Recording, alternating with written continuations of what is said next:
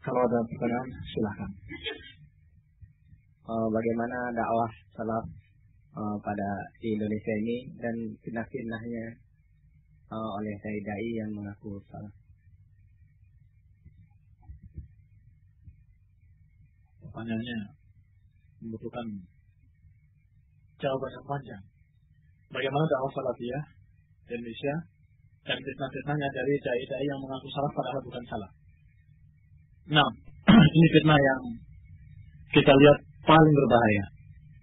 Karena fitnahnya ahlul ahwa sudah kita tahu bagaimana bahayanya.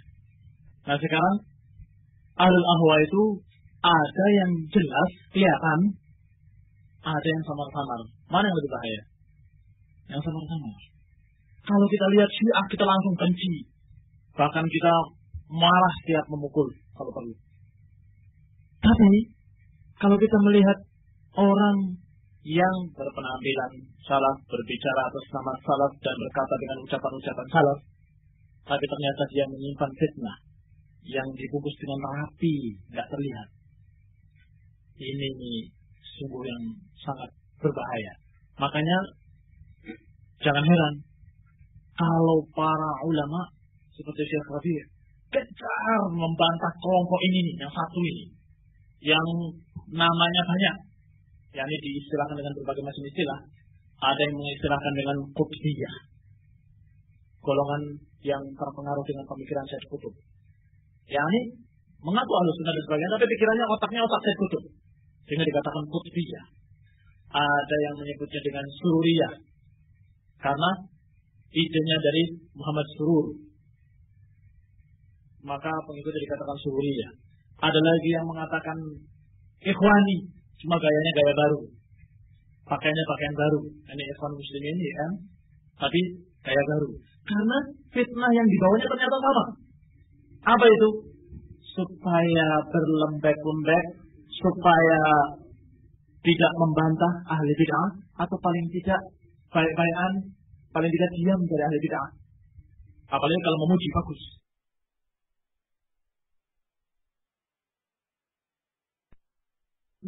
Dua-duanya seperti itu sama. Salah.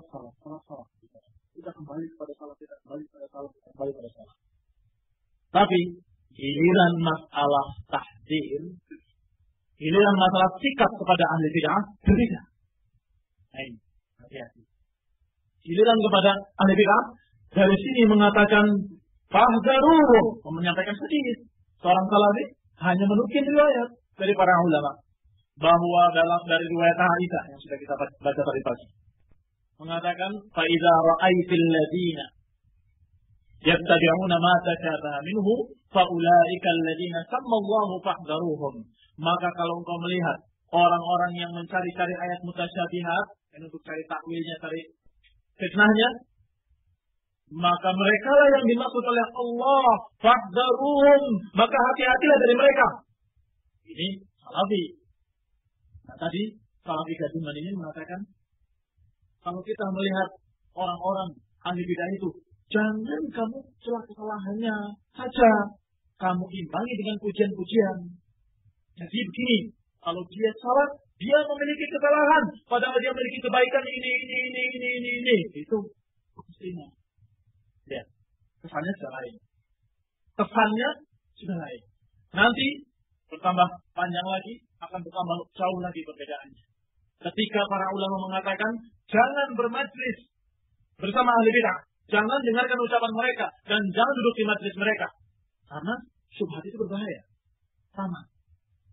Apa kata mereka? Kata salafi gadungan ini, Sururiyin ini mengatakan, duduklah kamu bersama mereka, ambil kebaikannya, buang kejelekannya.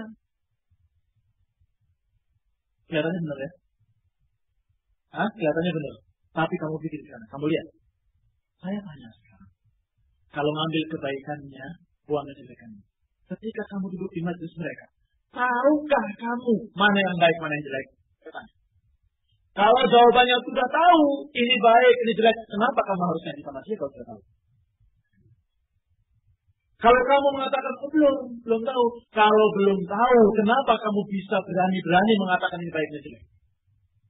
Dari mana? ilmu.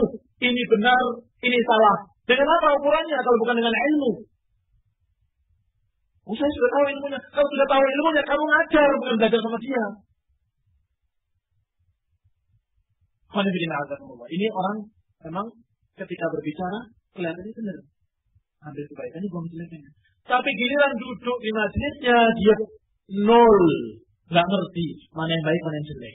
Yang jelek dikira baik. Iya, ya, ini baik. Kenapa? Karena nggak punya mikyas, nggak punya barometer untuk mengukur mana yang benar, mana yang salah, mana yang baik, mana yang buruk. Nah, kalau orang itu ahli bid'ah, tokohnya ahli bid'ah, hati-hati kamu. Dia akan mengatakan, qala Allah Ta'ala, qala Rasulullah dalam hadis yang sahih. Dan dia akan mengatakan, berkata para ulama, berkata Ibnu Sirin, berkata Ibnu Taimiyah, berkata, akan mengatakan seperti itu. Tapi ayatnya ayat mutasyabihat, selewengkan tafsir. Hadisnya hadis yang lemah, tutupi kelemahannya. Kemudian ucapan-ucapan ulamanya dipotong-potong tidak pada tempatnya. Hancur. Nah, orang yang duduk tadi yang katanya mau ngambil kebaikan, mana tahu. Duduk di situ, nggak ngerti. Nggak tahu ayat, hadis, ucapan ulama. Masya Allah, benar. Baik ini, diterima. Duduk di majelis Ahlus Sunnah dia. Quran, Sunnah, ucapan ulama. Benar juga. Terima lagi. Bingung akhirnya. Kok bertentangan ya? Sama-sama baca Quran, sebut Sunnah, dan ucapan ulama. Sama-sama. Kok bisa berbeda? Kok bisa bertentangan? Kesimpulannya apa nantinya? Kalau gitu ya sudah kita anu saja, kita baik-baikan saja, kita akur-akur saja. Ini namanya sama-sama punya dalil. Ini paling tidak loh ya, paling sedikitnya kalau tidak dia tersesat, paling tidak dia akan mengatakan sama-sama punya dalil. Abdurrahman Abdul Khalid, a'udzubillah, semoga Allah menyelamatkan umat dari dia. Ketika saya masih mendengarkan ucapannya di tengah alasan, itu mengatakan tentang ikhwan, tentang yang lainnya. Kok mereka punya dalil? Katanya. Jawabannya, mereka punya dalil. Kalau Al-Quran dalilnya, tapi diselewengkan, itu bukan dalil namanya. Kalau hadis yang kemudian diselewengkan tafsirnya, itu bukan dalil. Bahkan bisa dikatakan bukan Al-Quran dan bukan hadis. Sebagaimana ucapan Imam Syafi'i. Kalau ucapan Al-Quran diselewengkan maknanya, itu bukan Quran lagi. Karena Al-Quran tidak memaukan itu. Al-Quran memaukan yang lain. Maka bukan dalil itu. Nah, ini yang sekarang gencar kita bantah. Kenapa sih? Kok nggak bantah Syiah, Khawarij, dan lain-lain? Bantah loh, sana. Kenapa kebatanya selalu Salafiyin sendiri dibantah? Ya karena kacamatanya kita memandang mereka sama-sama Salafi.